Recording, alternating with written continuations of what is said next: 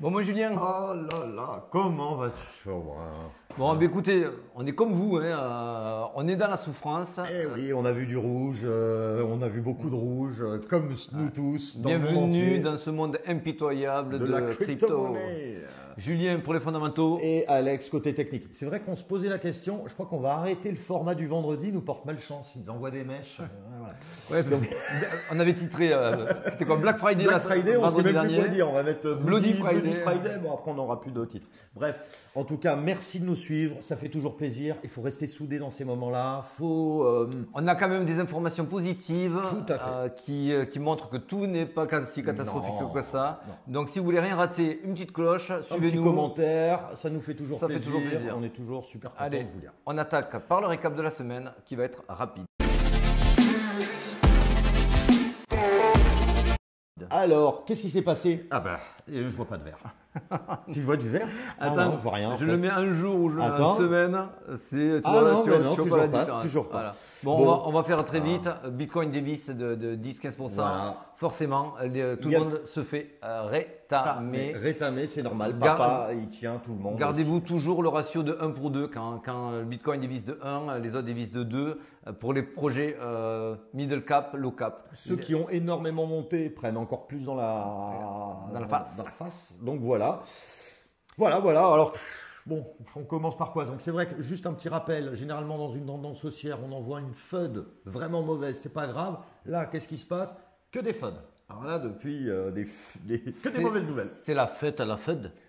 Ah ouais, la FED. La FED nous fait du FUD. Ouais. Bon, bref, c'est nul. Bon, Désolé. on va essayer de se concentrer pour essayer de voir ce qui se passe et que vous compreniez dans quelle situation aujourd'hui on se trouve. On a 50 000 bitcoins qui sont déversés par le FBI. gouvernement américain. Mhm. C'est 10 000 sur Coinbase. Il y a beaucoup de jetons qui ont été déversés. Bon. C'est devenu, ça vient du Darknet avec Silk Road. La Silk Road, c'est des saisies du FBI Voilà, qui ont été sur le marché. On va y revenir dans l'analyse du Bitcoin, donc on va passer très vite. Là, on va rester concentré sur le fait qu'on va vous parler de cet afflux massif de FUD. Biden qui déclare, il est où notre ami Biden? Biden qui veut Là, taxer regarde. 30% Eh oui. l'électricité au minage. Bon, vous vous doutez que l'idée n'est pas de lui, parce que je pense qu'Anthony a dit crypto. Voilà. Ouais. Papy, on te dit crypto-monnaie. Crypto. Appuie sur le sans interdit. Regarde, Voilà. mais j'ai pas de pièces de Bitcoin dans mon portefeuille, c'est normal. Bref. Donc ne soyez pas dupes à vous dire waouh, tout tourne mal, ça y est, c'est la fin de la crypto, je vends tout. C'est vrai que c'est un peu étonnant que tous en même temps, KuCoin, Poursuivi, Ether, soi-disant Securities, Silicon Valley Bank, au bord de la faillite. Oh, qu'est-ce qui se passe encore? Et tout ça sur une fenêtre de moins de 10 jours. Fed, SEC, FBI et maintenant Biden, tout ça sur une fenêtre de 10 jours. Sachant que derrière, les Chinois étaient sur le point de contre-attaquer. On l'avait vu avec des dépôts massifs sur les exchanges. On l'avait vu avec des reprises de main sur les marchés sur les 1h, 2h du matin. Bon, clairement, les États-Unis sont à l'attaque. On va vous expliquer plus de choses sur la suite, sur l'analyse Bitcoin. Mais dernier point, peut-être. Qu'est-ce qu'on avait? Ah oui, on a eu Obi qui a dévissé 93%. Donc Justin Sun, le patron, a dû injecter Remettre, 100 millions d'USDC pour rajouter de la liquidité, éviter des nouvelles comme ça. Bref, Silicon Valley qui dévisse, Wall Street qui warning, qui est quand même backé par des gros, etc. La Bref, peur est là. elle est là. C'est le Ça Fear and pourrait Greed Index, le Fear est tombé. Je crois à 30. Hein. Ouais, 30. Donc, c'est à peu près des conditions de marché idéales pour certains, même si ça fait mal, même si ça saigne. Exactement. Et de toute façon. Allez, on attaque dans le dur, direct. Ah ben j'espère. Allez, vas-y, fais le lancement. C'est parti.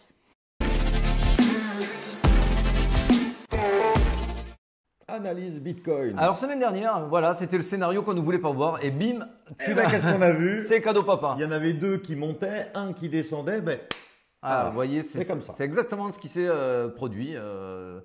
Voilà, je ne suis pas fier, hein, je peux vous le dire. En revanche, on va revenir plus en détail. 50 000 BTC qui ont été pris par le FBI. Le FBI, c'est, même si on pense que c'est un organisme d'État indépendant, ils sont tous de mèche avec Bien le sûr. gouvernement, que ce soit le FBI, la Fed, la SEC. Personne tire à balles réelles dans son coin sans être coordonné avec d'autres. Nous, notre but, puisque techniquement, on ne peut rien faire sur ce genre de mouvement, puisque ça surprend tout le monde. On ne peut pas anticiper quelqu'un qui amène. Comme là, ils ont mis, donc sur les 50 000, il y en a eu 10 000 qui ont été déversés sur Coinbase. Bon, partout, sur des portefeuilles, machin. Bon, ils ont essayé un petit peu de noyer le poisson. Ils avaient absolument la possibilité de vendre ces jetons OTC. Donc, c'est les vendeurs de gré à gré. C'est-à-dire, voilà, on ne passe pas par un exchange. Allô, Alex, je pourrais acheter 50 000 bitcoins. Vas-y, donne-moi les sous, je te les vends. Ça ne passe pas par le marché. Il n'y a pas de vente spot au marché. Ça ne fait pas dumper le prix. Là, ils le font. Donc, c'est volontaire. Donc, il y a une raison particulière pour qu'ils veuillent dumper le prix, pour que la Fed remonte ses taux à 0,50, pour que la SEC tire à tout va sur KuCoin, sur plein d'autres. Et alors qu'en plus, ils ont 200 000 bitcoins en poche, le FBI, pourquoi ils en mettent que 50 000? Bref, s'ils avaient vraiment voulu tout liquider, liquider tout. Voilà, si le scénario était de vraiment dire stop, les cryptos, on n'en veut pas. On arrête, on liquide tout. Ils avaient les moyens. Ils avaient les moyens. Exactement. Donc on s'est dit, pourquoi ils font ça? C'est intentionnel et pourquoi ils le font de cette mesure-là? Cette mesure-là, c'est simple. Rappelez-vous, ça c'était il y a un mois et demi. On vous parlait du fameux piège baissier. On se disait, si on tape les 25 000, est-ce que ce ne sera pas là le premier piège baissier? Puisque 25 000, on savait que c'était une très très forte résistance et que si on passait ces 25 000 là, beaucoup de bears allaient basculer. Boule. Ah mais non mais là je pense aux ours. Donc ce scénario-là prend du sens. Ça ne veut pas dire qu'il faut partir dans l'euphorie. Je dis juste, soyons un petit peu positifs. Ouais, prenons un peu de recul. Prenons un peu de recul et n'allons pas chercher une corde pour se pendre. C'est classique dans les marchés. Il n'y a jamais un piège baissier sans qu'il y ait de réelles raisons derrière. Parce qu'un piège baissier, je vous le rappelle, c'est pas un retracement. Oui, ce n'est pas un retracement. Je vous montre un retracement. Vous voyez, par exemple, quand on était à 25 000 ici, les traders vont pas se sentir piégés si ça descend à 23 800. Ça n'a pas été le cas. Ils vont pas se sentir piégés non plus si ça descend à 22 300 comme c'était le cas ici. Par contre, ils vont se dire, est-ce que c'est pas un changement de tendance puisqu'on a cassé le canal et qu'on va maintenant taper des Fibos à 19 225 euros pour être précis, dollars pour être précis. Donc là, c'est maintenant qu'ils se posent des questions. Est-ce que finalement, ce n'était pas un bull trap et est-ce qu'on ne rebat pas sur les plus bas? C'est ça un piège baissier. Exactement. Et moi, comme on parlait, c'est vrai qu'on voit ce gros imbalance un petit peu au sud. Je verrais bien, je trouve qu'il y a quand même encore beaucoup de gens en levier, etc. J'ai plein d'altcoins, etc. Là, il faut vraiment faire la peur. Donc, qu'est-ce qu'il y a quoi de mieux? Gouvernement américain, là tu te dis, il y a Dieu qui dit, on arrête. Faux. Alors, c'est pas parce qu'on vous dit ça que d'un coup, ils disent ils nous ont rassurés, ça y est, on lance des longues. Non, parce que, et pareil pour les shorts, non plus. D'ailleurs, on va faire une petite différence entre un investisseur et un trader. Ouais, alors on va juste finir pour les shorts. Les shorts, c'est pas le moment de shorter non plus, parce qu'effectivement, même si on sent qu'il y a une zone d'attraction qui est très très forte ici, vous voyez, si je vous remets les imbalances, c'est toutes les zones vertes. Donc, hop, je vous les enlève. La principale est ici et elle vient taper un support Fibonacci qui est le 78,6. Alors, c'est simple.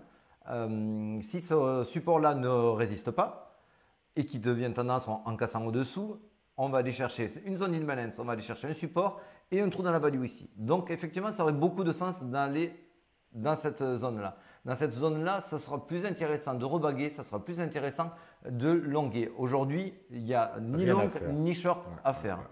Maintenant, là où tu voulais en venir, si vous êtes holder. Voilà, holder, voilà. En gros, nous, on a une différence. Vraiment trader plutôt actif. Moi, je suis plutôt investisseur. Moi, investisseur là, j'ai même rebagué hier pour vous dire. Mais grosso modo, voilà, c'est pas. Un Bitcoin à 20 000 ou à 19 000 là, actuellement. Il ira plus haut. Oui. Enfin, ça, je vous le promets. Ça, par contre, je mets mes mains à couper. Ça ne va pas changer ta vie non plus. Voilà, ça va pas changer. Pour les traders, c'est parce qu'il y a des longues, il y a des. Vous prenez des positions.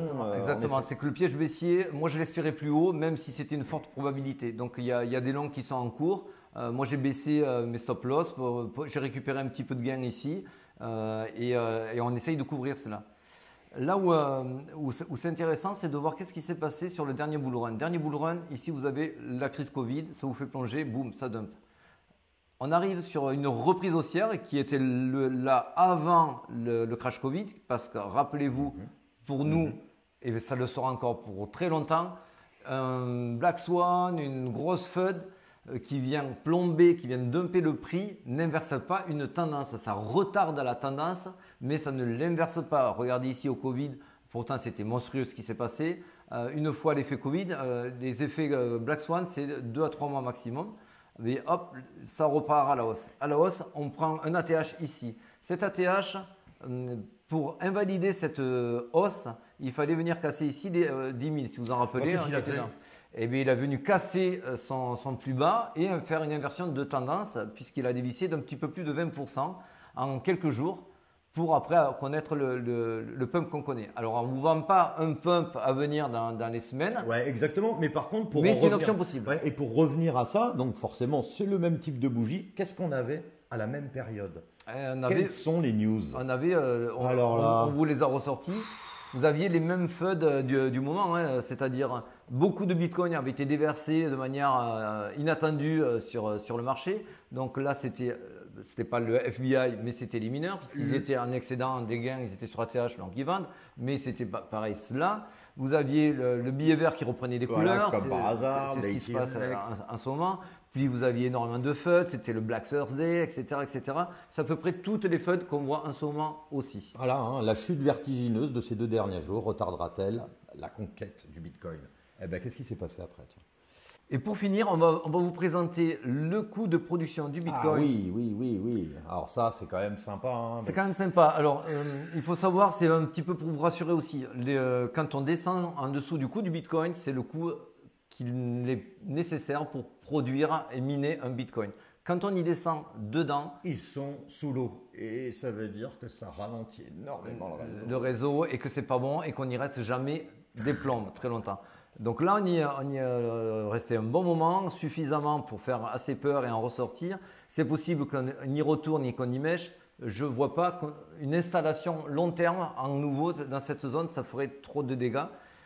On n'a pas la boule de cristal, on n'est pas Madame Irma. Mais par contre, ce qu'on sait, c'est qu'il y a le halving l'année prochaine, en je crois mars, il me semble, et que de toute façon, l'offre sera divisée par 2. Donc le coût x 2. Ça, par contre, c'est sûr. Et donc un Bitcoin qui se mine entre 12 et 14 000 on se minera minera entre 24 et 28 000. 25, ça sera le nouveau socle. Vous voyez, donc avec le prix du kilowattheure égal, bien sûr. Donc voilà, c'est pour vous rassurer. C'est sûr, ça fait pas plaisir. Nous aussi, on a vu du rouge. Voilà, on est comme pareil. Hein, mais si vous êtes holder, ça fait partie du jeu. Oui. Si vous êtes trader, on le sait encore plus. Il y a des jours in, il y a des jours out.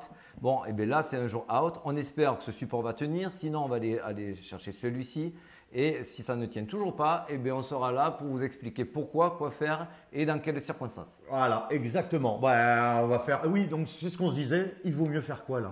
On sort des écrans, débrancher, faites autre chose. Il ne se passera rien ce week-end. On ne fait pas de bêtises, on n'agit pas. Et on vous souhaite. Les FUD, c'est 3-4 jours de durée de vie. Donc amusez-vous. Nous, on va se faire un petit tennis. Allez, petit tennis, bim, c'est parti. Adios amigos.